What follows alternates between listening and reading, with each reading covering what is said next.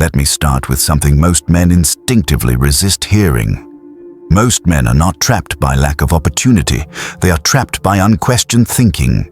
They wake up. They go through routines. They fulfill roles.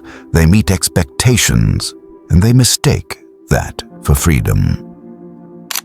Here's the uncomfortable truth.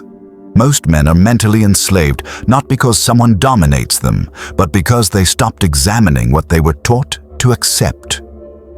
Mental slavery doesn't feel violent. It feels normal. That's why it works. Let me explain what that actually looks like. Mental slavery begins early. You're taught what success looks like, what a real man should value, what's respectable, what's risky, what's unrealistic. You don't question it, you absorb it. School teaches obedience more than thinking. Work rewards compliance more than clarity. Society praises men who endure silently. So you learn a dangerous lesson. Stability is more important than truth. Approval is more important than direction. Safety is more important than freedom. That lesson settles deep. Now fast forward. You're busy. Busy is important. Busy means you don't have time to ask uncomfortable questions like, why am I doing this? Who decided this path? Is this actually my life? So instead of questioning the system, you optimize survival inside it. That's mental slavery, not chains, not force, adaptation. Now look at work. How many men hate their jobs but stay because it's responsible? They don't ask, is this costing my life energy? They ask, how do I tolerate this better? They learn to numb themselves. They joke about burnout. They accept exhaustion as adulthood. That's not maturity. That's submission disguised as responsibility. Now let's talk about beliefs. Mental slavery thrives on beliefs you never chose. Beliefs about money, beliefs about masculinity, beliefs about relationships, beliefs about what's possible for people like you. Most men didn't test these beliefs. They inherited them. And inherited beliefs feel like facts. Once something feels obvious, you stop questioning it. That's how the mind locks itself. Now here's a critical piece most people miss. Distraction is not accidental.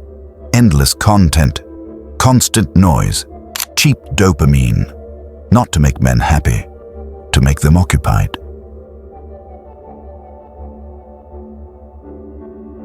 A distracted man doesn't reflect. He doesn't plan deeply. He doesn't notice his own dissatisfaction. He scrolls. He consumes. He reacts. Mental slavery survives best when awareness is fragmented. Now look at fear. Most men aren't afraid of failing. They're afraid of standing alone, afraid of disappointing parents, afraid of losing approval, afraid of being judged for wanting more. So they stay quiet. They follow scripts. They chase validation.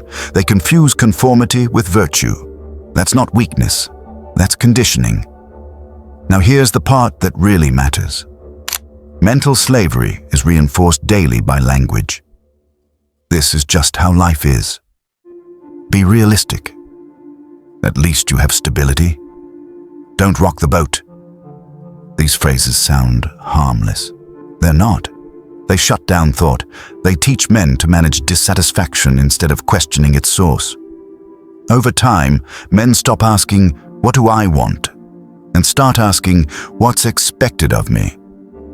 That's the switch. Now listen carefully. Freedom doesn't begin with rebellion. It begins with independent thought, with asking questions that destabilize comfort. Why do I believe this? Who benefits if I stay this way? What would I do if approval didn't matter?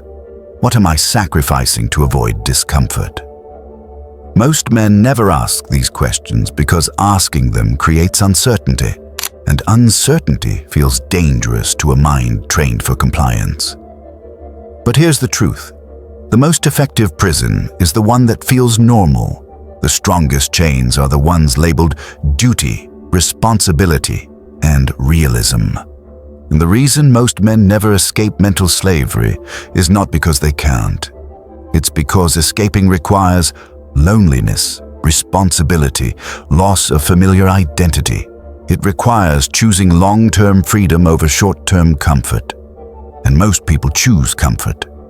So remember this: mental slavery isn't imposed overnight. It's accepted slowly through habits, beliefs, and silence. The moment you begin questioning what you are told to accept, the cage weakens. And that moment, quiet, uncomfortable, and lonely, is where real freedom actually begins. This was why most men never escape mental slavery. Stay sharp.